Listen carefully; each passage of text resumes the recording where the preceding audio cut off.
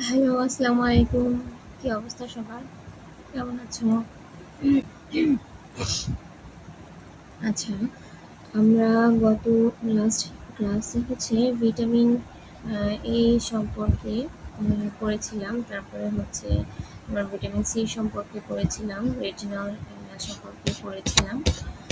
তো আজকে আমরা হচ্ছে ভিটামিনের পরবর্তী পার্ট যেগুলো আছে, যে টপিকগুলো আছে সেগুলো আমরা পড়বো। তো আমি পরবর্তী পড়ায় চলে যাচ্ছি। তো এখানে দেখো, প্রথমে একটা প্রশ্ন আছে যে which vitamin is called coagulating vitamin, right its role in human body. অর্থাৎ তোমার হচ্ছে আমাদের বডিতে কিছু ভিটামিন আছে, তোমার হচ্ছে কোয়াগুলেশনের কাজ করে। অর্থাৎ তোমার হচ্ছে ব্লাড কোয়াগুলেট করতে বা হচ্ছে ব্লাড জমাট করতে সেক্ষেত্রে কাজ করে থাকে। তো এখন কোন কোন ভিটামিনগুলা হচ্ছে এই কোয়াগুলেটিং ভিটামিন হিসেবে কাজ করে, তো এটা সম্পর্কে হচ্ছে আমাদের পড়তে হবে। তো এখানে হচ্ছে প্রথমেই যদি বলি যে কোয়াগুলেটিং ভিটামিন বললেই সেখানে তোমার ভিটামিন কে, এই ভিটামিনের কথাটা চলে আসে। তো এখানে ভিটামিন কে এটাকে হচ্ছে কোয়াগুলেটিং ভিটামিন বলা হয়। Vitamin K is called the coagulating vitamin because of its essential role in blood clotting. অর্থাৎ দেখো, ব্লাড ক্লটিংয়ের ক্ষেত্রে এই ভিটামিন কে এটা হচ্ছে খুবই গুরুত্বপূর্ণ ভূমিকা রাখে। এই কারণে এটাকে কোয়াগুলেটিং ভিটামিন বলা হয়। এখন এই role of vitamin K in the body, আমাদের হিউম্যান বডিতে এই ভিটামিন কেটা কিভাবে এটা রোল প্লে করে থাকে, এটা প্রথমে তো পড়লামই যে এটা ব্লাড ক্লটিং এর ক্ষেত্রে কাজ করে থাকে। তো এই ব্লাড ক্লটিং এর ক্ষেত্রে তোমার এই ভিটামিন কে হচ্ছে তোমার, দেখো, vitamin K is required for synthesis of clotting factors in the liver. এই ক্ষেত্রে তোমার কিছু ফ্যাক্টর কাজ করে, ফ্যাক্টর হিসেবে দেখো ভূমিকা রাখে। ফ্যাক্টর 2 যেটাকে হচ্ছে তোমার প্রথমবির বলা হয়। তারপরে তোমার ফ্যাক্টর 7, এরপরে তোমার এটা হচ্ছে factor 9 and factor 10। Also protein, এবং তারপরে হচ্ছে তোমার অ্যান্টিকোয়াগুলেন্ট হিসেবে কাজ করে থাকে। তোমার প্রোটিন এইগুলা হচ্ছে তোমার অ্যান্টিকোয়াগুলেন্ট হিসেবে কাজ করে থাকে। This factors need gamma carboxylation, তারপরে vitamin K dependent process to become active and bind calcium for proper blood formation. এটা হচ্ছে তোমার হচ্ছে বায়োলজিক্যালি অ্যাক্টিভ হওয়ার পরে, ভিটামিন কে এটা বায়োলজিক্যালি অ্যাক্টিভ হওয়ার পরে তারপরে এটা ক্যালসিয়ামের সাথে বাইন্ড করে এবং এরপরে হচ্ছে ক্লট রিং ফর্মেশন তৈরি করে থাকে। তারপরে আসো বোন হেলথের ক্ষেত্রে, activates osteocalcin, a protein that binds calcium in bones, helping in bone mineralization and strength, may help prevent osteoporosis. এছাড়াও এটা বোন হেলথের জন্য কাজ করে থাকে, আবার এটা কার্ডিওভাস্কুলার হেলথের জন্য কাজ করে থাকে।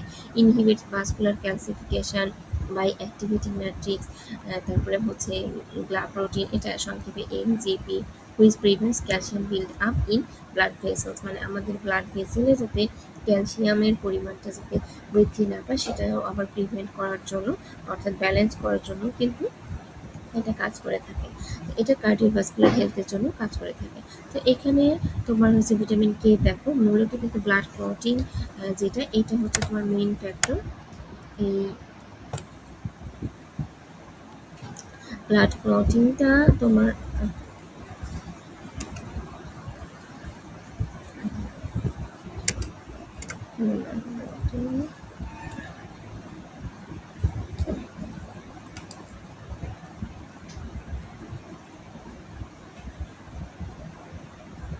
ওকে।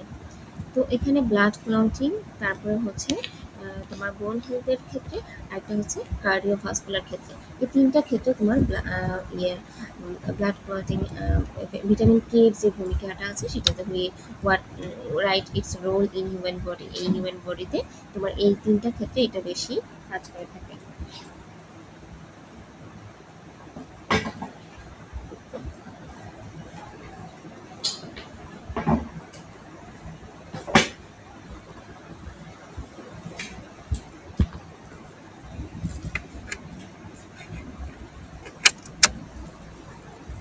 ওকে, এরপরে আসি। এরপরে হচ্ছে which types of vitamin E is very active.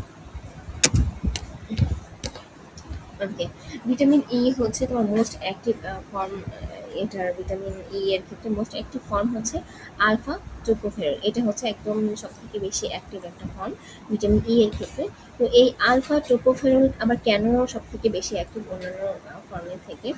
It is the most biologically potent and most abundant form in human tissue. আমাদের হিউম্যান টিস্যুতে হচ্ছে এটা পর্যাপ্ত পরিমাণে থাকে এবং বায়োলজিক্যালি এটার প্রেজেন্ট দেখা যায়।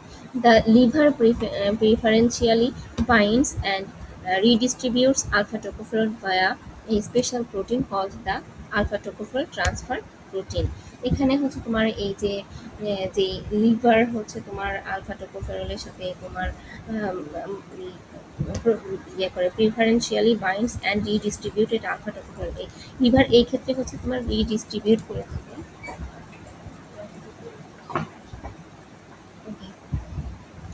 আলফা টোকোফেরলকে রিডিস্ট্রিবিউট করে থাকে, যেটাকে তোমার হচ্ছে এটার একটা নাম আছে, সেটা হচ্ছে transferase alpha tocopherol transfer protein. এটার মাধ্যমে হচ্ছে এই লিভারটা আলফা টোকোফেরলকে রিডিস্ট্রিবিউট করে থাকে, যেখানে যেখানে ফাংশনালি এটার প্রয়োজন হবে সেখানে এটাকে এটাকে ডিস্ট্রিবিউট করে। আদার ফর্মস যেগুলো আছে সেটা হচ্ছে বিটা গামা, তারপরে এটা যে সিগমার মতো দেখতে টোকোফেরল যেগুলো আছে, এটা হচ্ছে lower biologically activity are not retained as well in the body. মানে অন্যান্য যে ফর্মগুলো আছে এগুলো হচ্ছে আমাদের বডিতে হচ্ছে বায়োলজিক্যালি ততটা প্রেজেন্ট থাকে না বা অতটা অ্যাক্টিভ থাকে না।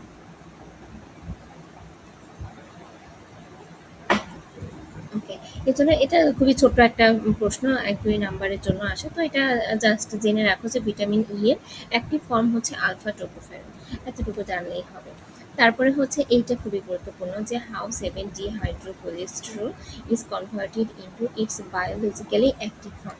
অর্থাৎ মানে 7 ডিহাইড্রোকোলেস্টেরলটা কীভাবে আমাদের বায়োলজিক্যালি অ্যাক্টিভ হয়ে আমাদের মানে কনভার্ট হয়ে আমাদের বায়োলজিক্যালি এটা ফাংশন করে থাকে। দেখো, 7 dehydrocholesterol is the প্রিকারসর of vitamin D3. এই যে ভিটামিন ডি3 এর আরেকটা নাম হচ্ছে কিন্তু কোলেক্যালসিফেরল। এই কোলেক্যালসিফেরলের হচ্ছে তোমার প্রিকারসর হচ্ছে 7 ডিহাইড্রোকোলেস্টেরল। এটা আমাদের তোমার ইন দ্য হিউম্যান স্কিন, এই 7 ডিহাইড্রোকোলেস্টেরল থেকে আমাদের স্কিনে থাকে।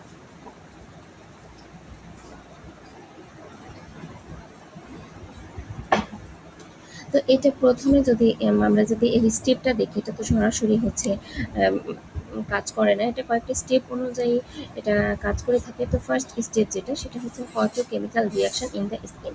মনে করো আমাদের স্কিনের উপরে স্কিনের যে এপিডার্মিসের যে লেয়ারটা আছে সেটা, সেখানে হচ্ছে 7 ডিহাইড্রোকোলেস্টেরল এটা প্রেজেন্ট করছে। এখন এই 7 ডিহাইড্রোকোলেস্টেরল অ্যাবজর্বস ইউভিভি রেডিয়েশন ফ্রম সানলাইট। মানে সানলাইটে যখন যাব তখন হচ্ছে আমাদের স্কিন, অর্থাৎ এই 7 ডিহাইড্রোকোলেস্টেরল হচ্ছে ওই রেডিয়েশনটা অ্যাবজর্ব করবে। This breaks a bond in the molecule converting it to previtamin D three. তারপরে হচ্ছে সেখান থেকে সেটা কনভার্ট করবে প্রি ভিটামিন ডি3-তে। তারপর previtamin D three spontaneously isomerises over time to form vitamin D three অর্থাৎ কোলেক্যালসিফেরল। তারপরে সেই প্রো ভিটামিন ডি3 থেকে কনভার্ট হবে হচ্ছে ভিটামিন ডি3, যেটার নাম হচ্ছে কোলেক্যালসিফেরল। এরপরে হচ্ছে তোমার এটা হচ্ছে তোমার গেল তোমার স্কিনের ক্ষেত্রে যেই রিয়াকশনটা, photochemical reaction in the skin. ফার্স্টে স্কিনে এই স্টেপটা হবে। এরপর স্কিনের কাজ শেষ হয়ে যাওয়ার পরে এখান থেকে আমরা পাচ্ছি ভিটামিন ডি3 অর্থাৎ কোলেক্যালসিফেরল। সেটা হচ্ছে তোমার ইয়ে হবে, পরের স্টেপে চলে যাবে ট্রান্সপোর্ট টু দ্য লিভার। এরপরে হচ্ছে এটা লিভারে ট্রান্সপোর্ট করবে, অর্থাৎ ভিটামিন ডি3 enters the blood stream and binds to vitamin D binding protein. এরপরে সেখান থেকে ওই যে আমাদের স্কিনে রিয়াকশনের ফলে যে ভিটামিন ডি3টা উৎপন্ন হলো সেখান থেকে কিন্তু ওইটা কনভার্ট হলো, সেখান থেকে এটা হচ্ছে আমাদের ব্লাড স্ট্রিমে প্রবেশ করবে। তারপরে হচ্ছে এই যে ডিবিপি অর্থাৎ ভিটামিন ডি বাইন্ডিং যে প্রোটিন আছে তার সাথে এটা বাইন্ড করবে। It is transported to the liver. তারপরে সেটার সাথে বাইন্ড করে সরাসরি এটা লিভারে ট্রান্সপোর্ট হবে। It undergoes hydroxylation by the enzyme 25 hydroxylase. এই ক্ষেত্রে একটা এনজাইম কাজ করে, সেটা হচ্ছে 25 হাইড্রোক্সিলেজ। এই এনজাইমের প্রভাবে যেটা তৈরি হয় সেটা হচ্ছে 25 হাইড্রোক্সি ভিটামিন ডি3, অর্থাৎ এটা আরেকটা নাম আছে ক্যালসিডিয়ল। এটা হচ্ছে তোমার গেল লিভারের ক্ষেত্রে ট্রান্সপোর্ট টু দ্য লিভার এই স্টেপের ক্ষেত্রে। ঠিক আছে, তাহলে প্রথম স্টেপে আমরা দেখলাম যেটা স্কিনে কাজ করলো, তারপরে সেখান থেকে আমরা দেখলাম যে যেটা উৎপন্ন হলো সেটা আবার লিভারে ট্রান্সপোর্ট হলো। এক্ষেত্রে একটা গুরুত্বপূর্ণ একটা এনজাইম কাজ করছে, সেটা হচ্ছে 25 হাইড্রোক্সিলেজ। সেখান থেকে আমরা পাচ্ছি 25 হাইড্রক্সি ভিটামিন D3, এটার আরেকটা নাম আছে ক্যালসিডিওল। এরপরে হচ্ছে 3 নম্বর স্টেপে যাবে অ্যাক্টিভেশন ইন দ্য কিডনি, এরপরে লিভার থেকে চলে যাবে কিডনিতে। এখানে যে আমরা আগের স্টেপে 25 হাইড্রক্সি ভিটামিন D3 পেয়েছি, সেটা হচ্ছে তোমার 25 hydroxy vitamin D3 travels to the kidney where the enzyme 1 alpha hydroxylase converts it into the active hormonal form। এটা হচ্ছে 125 ডাইহাইড্রক্সি ভিটামিন D3, এটার আরেকটা নাম হচ্ছে ক্যালসিট্রিওল, আরেকটা আগেরটা পেয়েছি আমরা ক্যালসিডিওল।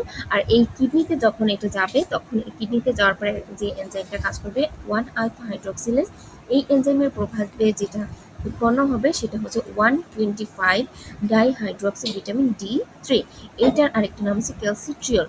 এটা কিন্তু পরীক্ষায় অনেক সময় আসে যে এই ক্যালসিট্রিওলের অপর নাম কি বা এটার অপর নাম কি ক্যালসিট্রিওল। হ্যাঁ, এটা মনে রাখবা এবং এটা খুবই গুরুত্বপূর্ণ একটা উপাদান। তারপর হচ্ছে biologically active form, the final active form is of vitamin D3 is 125 dihydroxy vitamin D3। এই যে ভিটামিন D3 এর সব থেকে বায়োলজিক্যাল অ্যাক্টিভ ফর্মই কিন্তু এই যে ক্যালসিট্রিওল। এখন থেকে তোমার হচ্ছে ফাংশন করবে আমাদের বডিতে, এই যে ফাংশন অফ ক্যালসিট্রিওল। এখন এই ক্যালসিট্রিওলটা কিভাবে ফাংশন করে দেখো, increases calcium phosphate absorption from the intestine, এটা হচ্ছে তোমার হচ্ছে ক্যালসিয়াম তারপরে ফসফেট অ্যাবসর্পশনটাকে বৃদ্ধি করবে ইন্টেস্টাইন থেকে।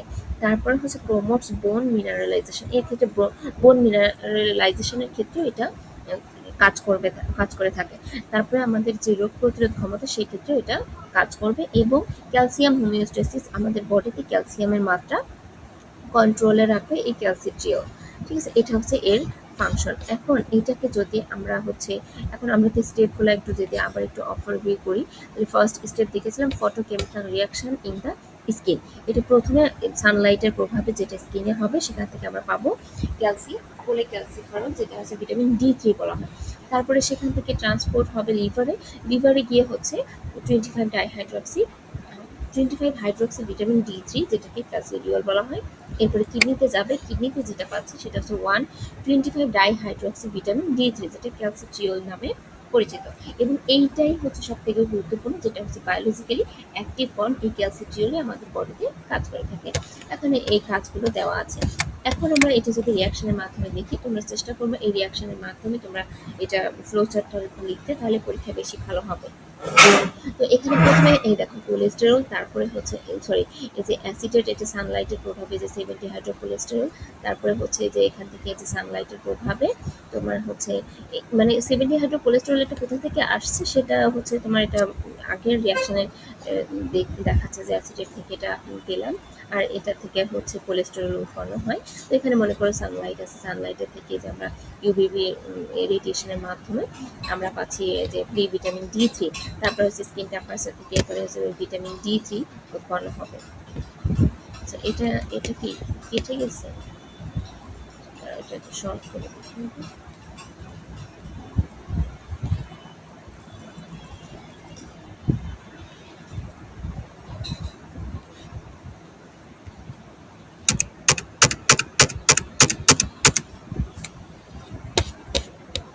এখানে একসাথে আসছে। আচ্ছা, তাহলে ভিটামিন D3 হচ্ছে, এরপরে ভিটামিন D3 হচ্ছে দেখো ডায়েটের মাধ্যমে যেটা আমরা খাবার যেটা গ্রহণ করছি সেখান থেকেও কিন্তু যে ইন্টেস্টাইনাল অ্যাবজর্পশনের মাধ্যমে সেখান থেকেও কিন্তু আমরা পাচ্ছি। তারপরে হচ্ছে এটা সার্কুলেশনের মাধ্যমে হচ্ছে কোথায় যাবে, লিভারে যাবে।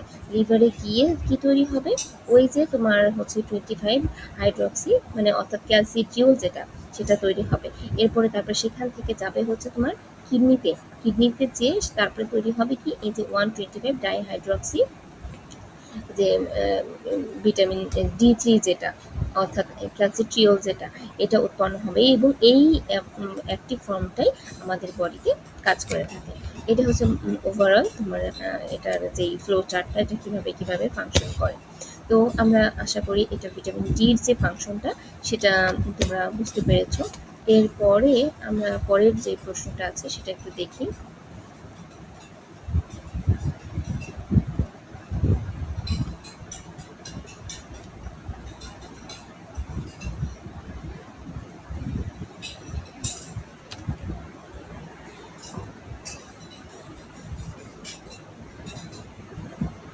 আচ্ছা, আচ্ছা, এরপরে হচ্ছে right down the coenzyme role of vitamin B1, B2 and B12.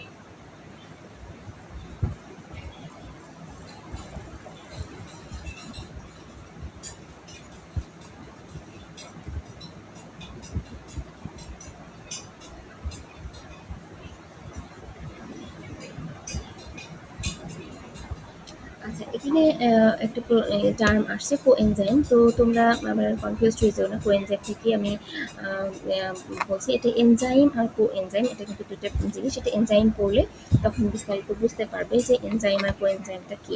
তো এনজাইম হচ্ছে হচ্ছে মানে তোমার আমাদের সেলের ভেতরে এক ধরনের তোমার প্রোটিন থাকে, যেটা হচ্ছে বায়োলজিক্যালি ক্যাটালিস্ট হিসেবে, মানে এক কথায় এনজাইম হচ্ছে এক ধরনের প্রোটিন যেটা হচ্ছে বায়োলজিক্যালি ক্যাটালিস্ট হিসেবে কাজ করে থাকে। মনে করো আমাদের যে শরীরের ভিতরে বিভিন্ন ধরনের মেকানিজমের জন্য যে বিভিন্ন তোমার রিয়াকশন হয়ে থাকে, সেই রিয়াকশনগুলো কিন্তু এই তোমার ইসের মাধ্যমে রিয়াকশনের গতিটা ত্বরান্বিত করার জন্য, গতি বৃদ্ধি করার জন্য বা সেই গতিটাকে মন্থর করার জন্য কিন্তু এনজাইম কাজ করে থাকে। কিন্তু বিক্রিয়া শেষে এই এনজাইমটা হচ্ছে অপরিবর্তিত থাকে। ঠিক আছে, আর ওই কো এনজাইমটা হচ্ছে ওই এনজাইমেরই তোমার হচ্ছে একটা ছোট মানে নন প্রোটিন যে পার্টটা থাকে, যেটা জৈব যৌগ অংশ, যেটা এনজাইমের সাথে আর কি সংযুক্ত থাকে, যেটা আর কি এনজাইমকে সঠিকভাবে কাজ করতে সাহায্য করে, এইটা হচ্ছে কো এনজাইম। ঠিক আছে, এখন বলতেছে যে right down the co enzyme role of vitamin B1, B2 and B12।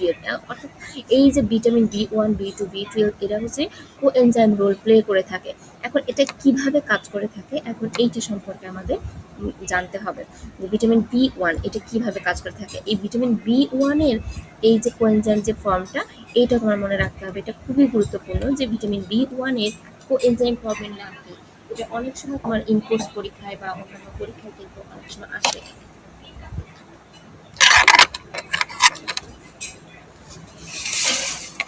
তো এখানে ভিটামিন B1 এর যেই এইটা আছে, B1 এর যেই কোএনজাইম যে ফর্মটা আছে সেটার নাম হচ্ছে থাইমিন পাইরোফসফেট। অর্থাৎ এইটা আবার তোমার কোএনজাইম হিসেবে কিভাবে কাজ করছে, act as a coenzyme in decarboxylation of alpha keto acid and trans-ketolase reaction important in carbohydrate metabolism and the pentose phosphate pathway। অর্থাৎ এই পাথওয়ে পেন্টোজ ফসফেট এবং কার্বোহাইড্রেট মেটাবলিজমের ক্ষেত্রে এই ভিটামিন B1টা কাজ করে থাকে, অর্থাৎ টিপিপি কাজ করে থাকে। এখানে হচ্ছে যে দেখো এনজাইমের যেই ক্ষেত্রে কাজ করে থাকে পাইরুভেট ডিহাইড্রোজিনেজ, এটা পাইরুভেট থেকে যখন অ্যাসিটাইল কোএ উৎপন্ন হবে সেই ক্ষেত্রে, তারপরে আলফা কিটো গ্লুটারেট ডিহাইড্রোজিনেজ এই টিসিএ সাইকেলের ক্ষেত্রে কাজ করে, তারপর ব্রাঞ্চড চেইন কিটো অ্যাসিড ডিহাইড্রোজিনেজ এই ক্ষেত্রে এটা কাজ করে, ট্রান্সকিটোলেজ পেন্টোজ ফসফেট পাথওয়ে এই পাথওয়েগুলোতে এই কোএনজাইমটা কাজ করে থাকে। তারপর আসো ভিটামিন B2। ভিটামিন B2 হচ্ছে রিবোফ্লাভিন। এই রিবোফ্লাভিনের যে কোএনজাইম ফর্ম এটা হচ্ছে দুইটা। ভিটামিন টু এর দুইটা হচ্ছে কোএনজাইম ফর্ম আছে, একটা হচ্ছে FMN আর একটা হচ্ছে FAD।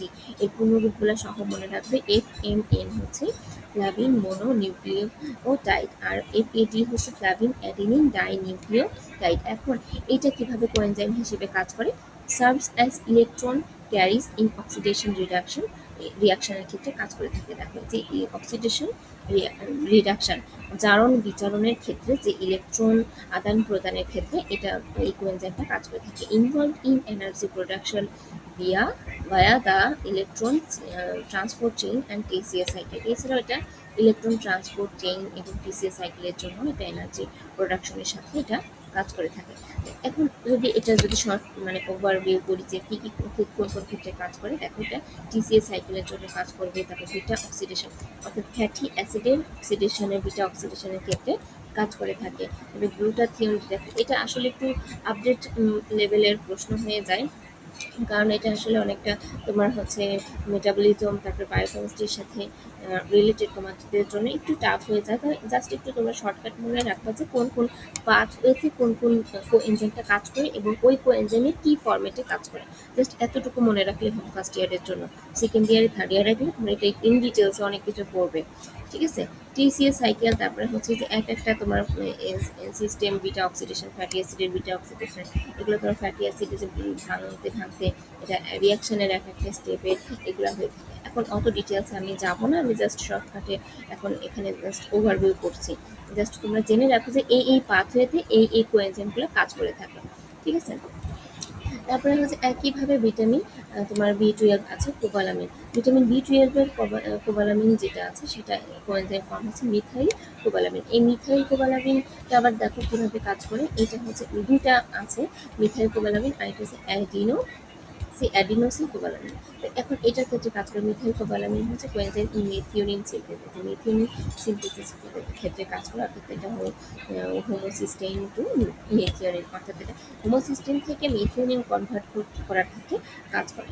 আর অ্যাডিনোসিন কোবালামিন হচ্ছে coenzyme for methyl malonyl CoA mutase involved in the metabolism of odd chain fatty acid and some amino acid, অর্থাৎ অ্যামাইনো অ্যাসিড আর হচ্ছে তোমার ফ্যাটি অ্যাসিডের মেটাবলিজমের ক্ষেত্রে এটা কাজ করে থাকে।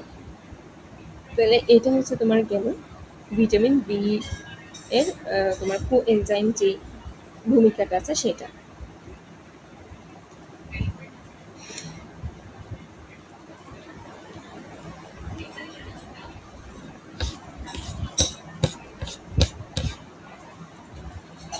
আচ্ছা, আমি এই ভিডিওটা এখানে এটা এখানেই শেষ করছি। আমি আবার একটু পরবর্তী পার্টটা আমি আবার একটু পরে শুরু করছি। এই ভিডিওটা এখানে ক্লোজ করে দিচ্ছি। আর এই ভিডিওটা এ পর্যন্তই থাকবে। আমি পরবর্তীতে আবার স্টার্ট করছি।